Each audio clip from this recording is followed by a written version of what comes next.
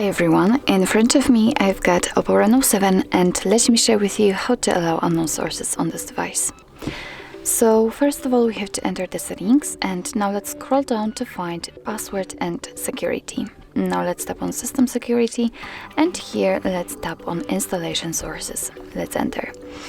And as you can see here, we've got the list of apps which are allowed or not allowed to install some content. So if you'd like to allow, for example, Chrome to install something, just tap on the switcher on it. And as you can see, your device will ask you if you really want to do it because third-party apps are usually not verified by the developer. So you may put your data and actually your whole device at risk. So remember about that, you're doing it on your own responsibility. Let's tap on allow a priority. And as you can see, this option right now is active, which means that the Chrome is allowed to install some content.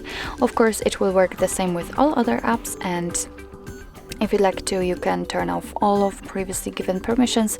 Just find the app and tap on the switcher again, and from now on the Chrome is not allowed to install anything.